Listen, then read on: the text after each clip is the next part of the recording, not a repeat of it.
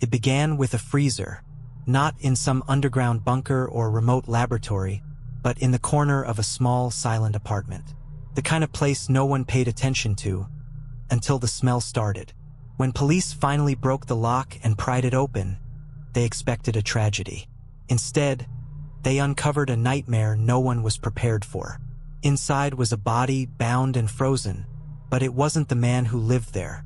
It was someone else, someone who shouldn't have been there. As detectives worked to unravel the identity of the victim, what they found wasn't just a murder. It was a pattern, a whisper stretching back decades. Old medical records, abandoned buildings, and ice-cold clues all pointed to something older than this case, something still alive. And at the center of it all was a man they thought was missing, a man who may have never been who they believed he was. But before we press play on the real tape, ask yourself, what if the freezer isn't where the body was hidden, but where the killer was kept? Make sure to like, share, and subscribe to Killer Truth for stories that dig deeper than headlines, and leave your theories in the comments below. You're going to need them, because this story, this one doesn't stay cold for long. It started with a stench, the kind of sour, sticky rot that seeped through drywall, hovered in nostrils, and made stomachs twist. When the property manager forced open apartment 4B at the Briar Ridge complex, he expected to find a body. The tenant, Daniel Whitmore, hadn't paid rent in 2 months. His neighbors hadn't seen him. Lights were never on. But the smell, that was unmistakable. What they found instead was chilling. The apartment was cold. Too cold. The central air had been rigged to blast full-time. Every window sealed, duct-taped. But in the kitchen, wedged between a pile of unopened mail and a dirty microwave, sat a large industrial freezer. Detective Leo Banner was the first in. "Jesus Christ," he muttered as the lid creaked open. Inside was a body, young, male, hands bound with wire, mouth taped shut, ice clinging to the corners of his sunken eyes. Only it wasn't Daniel Whitmore. 2 weeks earlier, Daniel had been reported missing by his sister, Emily. She told police her brother was struggling after losing his job at the local hospital. She said he'd grown paranoid, claimed people were following him, whispering things through his vents. Emily brought them the last text he sent her. "If anything happens to me, it's not random. It's in the freezer." At the time, police believed he was mentally unstable. They did a wellness check, knocked, left a note. Nothing seemed off. But now there was a corpse. The investigation begins. The victim in the freezer was identified as Miles Danton, a 17-year-old runaway from across state lines, missing for 8 months. His case had gone cold until now. Forensics showed he'd been dead for weeks. The body had been carefully preserved, wrapped in plastic sheets, a box cutter tucked beneath his bound ankles. Ligature marks on the neck suggested strangulation. Detective Banner requested security footage from the building, but the DVR system had been wiped. Physically removed from the panel, wires dangling like torn veins. When they searched Daniel's apartment, they found oddities. Walls covered in Polaroids of strangers' faces. A diary filled with frantic entries. "They keep switching the freezer. I wake up and it's heavier. He's not dead. I hear him moving inside it at night." And hidden under a loose floorboard, a second set of keys to another unit in the building.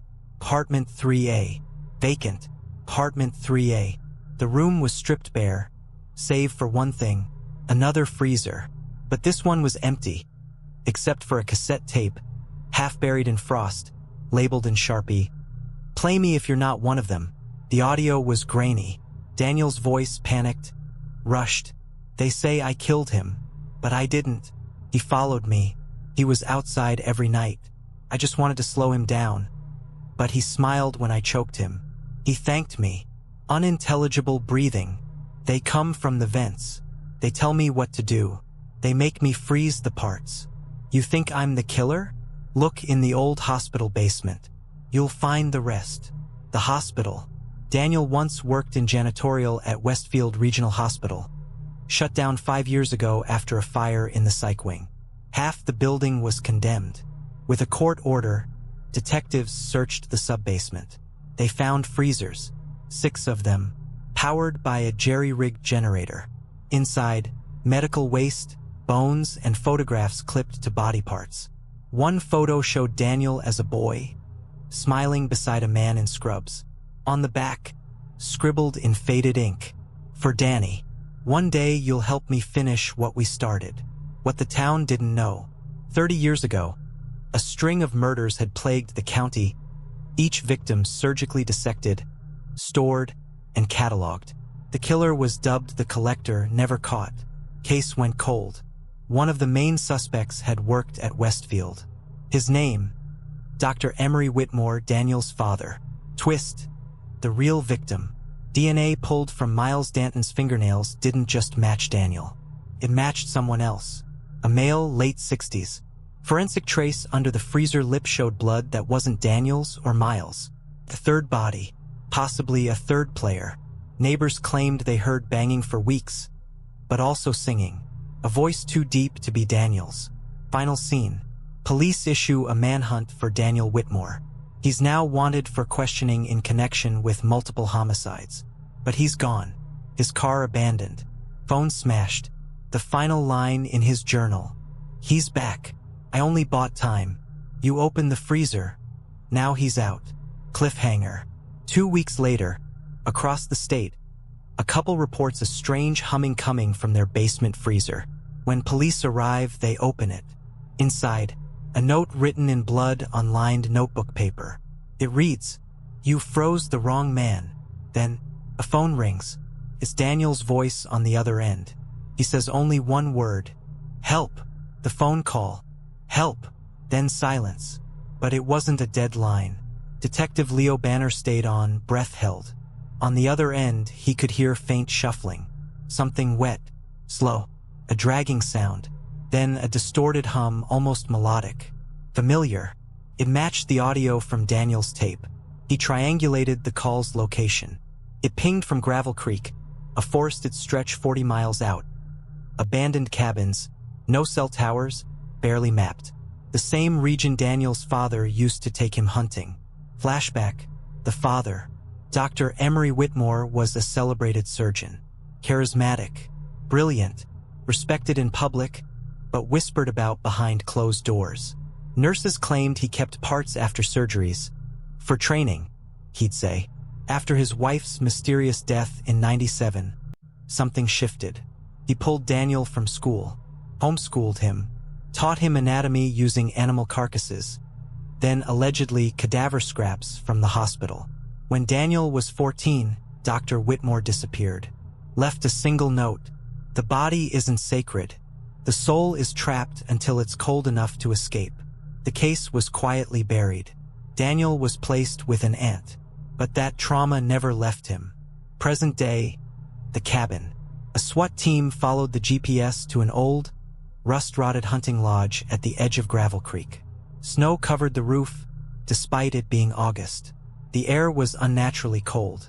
Inside, the team found walls lined with body diagrams, hand-drawn.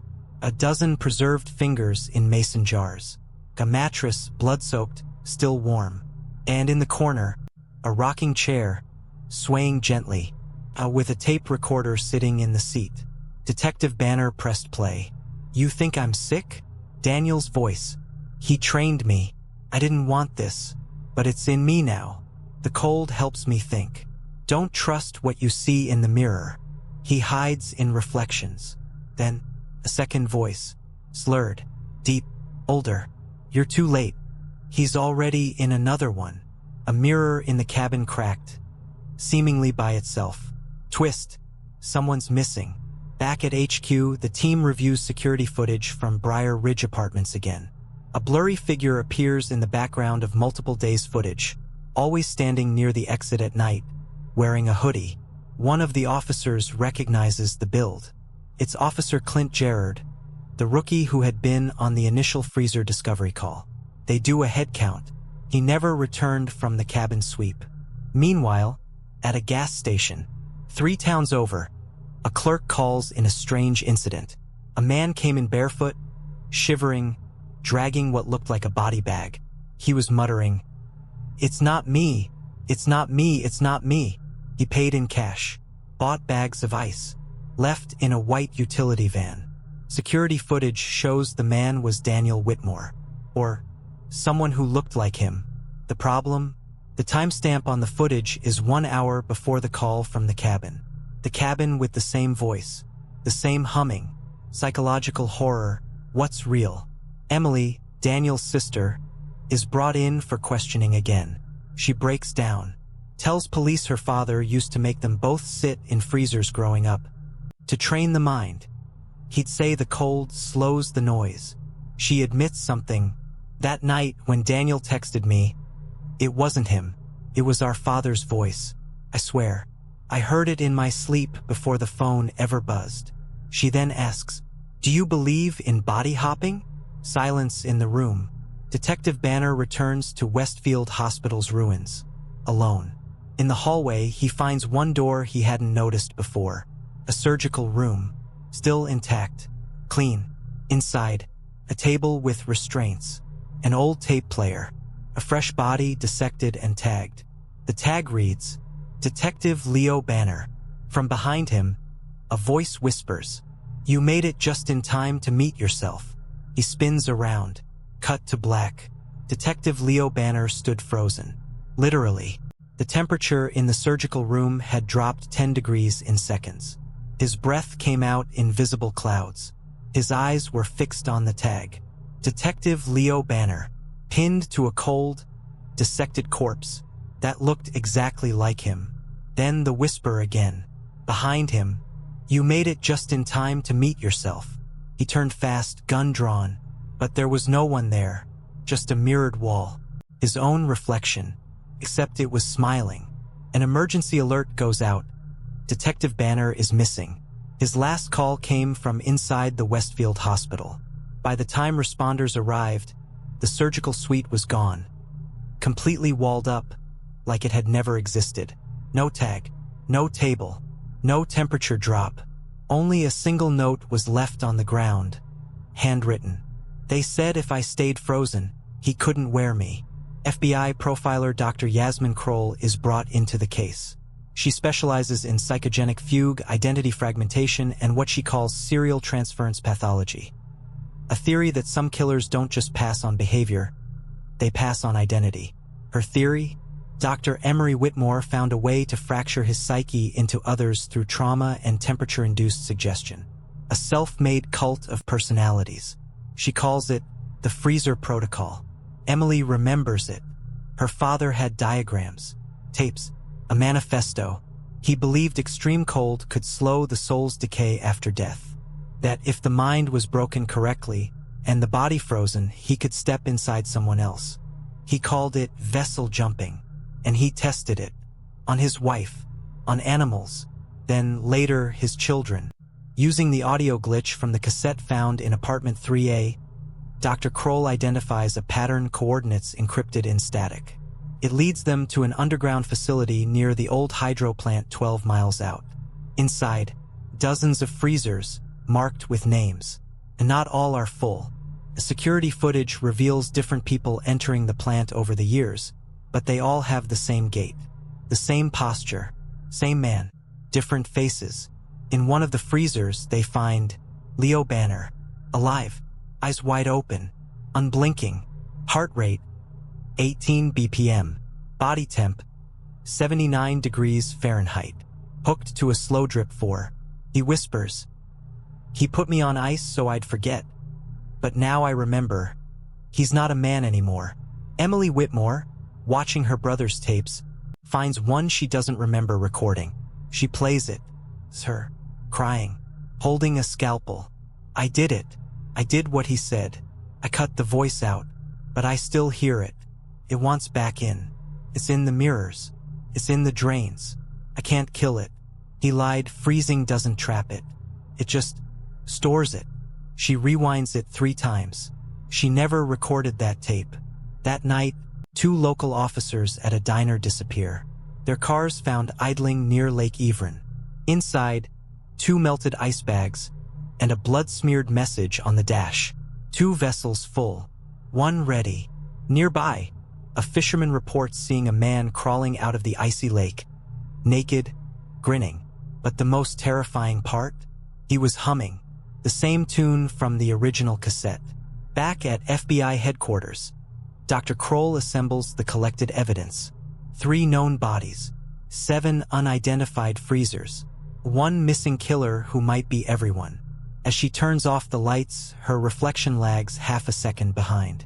She pauses, watches. The reflection blinks twice. She doesn't.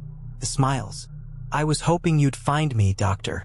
Cold makes the mind so much easier to slip into. She screams, but there's no sound. Cut to black. Dr. Yasmin Kroll is missing. Last seen at FBI headquarters, where her assistant reported hearing her scream, except when he burst into the room. She was calm. Too calm. She turned slowly, smiled, and said, "You shouldn't be here yet." He's still reassembling. Security footage showed her walking out 18 minutes later. But frame-by-frame analysis showed her reflection didn't move at all. She never came back. A newly discovered cassette from the hydro facility is decoded.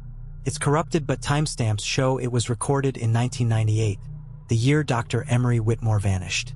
The voice on it isn't his. It's a child, whimpering. He said, "If I stop screaming, I get to be warm again. But I don't want to be him. I don't want to wear his cold." Then, a slamming freezer lid, and silence. 3 separate witnesses across 2 states report sightings of Daniel Whitmore, or someone who looks like him, but each with slight differences. One version speaks with a lisp. One walks with a limp. One hums constantly, but all are seen carrying ice.